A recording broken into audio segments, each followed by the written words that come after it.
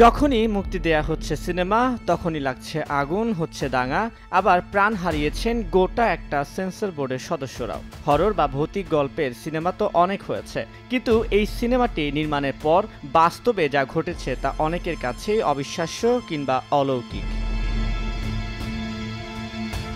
1970 সালে হলিউডে নির্মাণ করা হয় সিনেমা আন্ট্রাম। নির্মাণের পর যথারীতি শুরু হয় মুক্তির প্রস্তুতি, কিন্তু এরপরেই শুরু হয় একের পর এক বিপত্তি, যার সমাধান মেলেনি 2024-এও।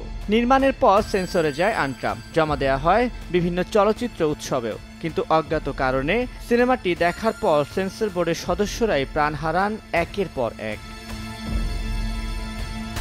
এই ঘটনার পর থমকে যায় আন্ট্রামের মুক্তি। প্রায় 18 বছর পর বুদাপেস্টের প্রেক্ষাগৃহে এক বিশেষ প্রদর্শনীর ব্যবস্থা করা হয় সিনেমাটি, কিন্তু বিধিবাম ছবিটি শুরু হওয়ার কিছুক্ষণের মধ্যেই প্রেক্ষাগৃহে দাও দাও করে জ্বলে ওঠে আগুন। মারা যায় 56 জন দর্শক, কিন্তু কোথা থেকে এলো এই আগুন নেই তার উত্তর।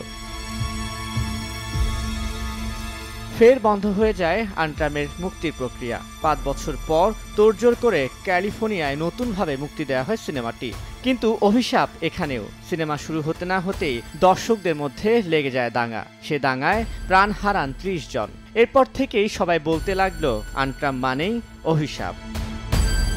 তারপর একদিন খবর আসে রহস্যজনকভাবে উধাও গোটা সিনেমাটির রিলস। কোথাও নেই হদিস। অনেক খোঁজাখুঁজির পর যেটুকু উদ্ধার করা হয় তাতে মিলে অদ্ভুত সব চিহ্ন আর কম্পনের শব্দ। যে চিহ্ন চোখের সামনে দেখলে বা সে বিশেষ কম্পনের আওয়াজ শুনলে মনে হতেই পারে যেন অলৌকিক জগতের সঙ্গে সরাসরি যোগাযোগ ঘটেছে আপনার।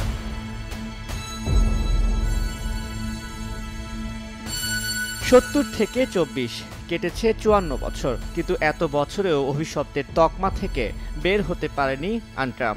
মাঝে ঘটেছে আরো অনেক ঘটনা। শেষমেশ সিদ্ধান্ত হয় আর কখনোই মুক্তি দেওয়া হবে না 70-এ নির্মিত এই সিনেমাটি। তবে 2018-তে নতুনভাবে নির্মাণ করে মুক্তি দেওয়া হয় আন্ট্রাম, কিন্তু এ বেলায় ঘটেনি কোনো দুর্ঘটনা। তাই ধারণা করা হয় পূর্বে নির্মিত আন্ট্রাম সিনেমাটি ছিল একটা অভিশাপ।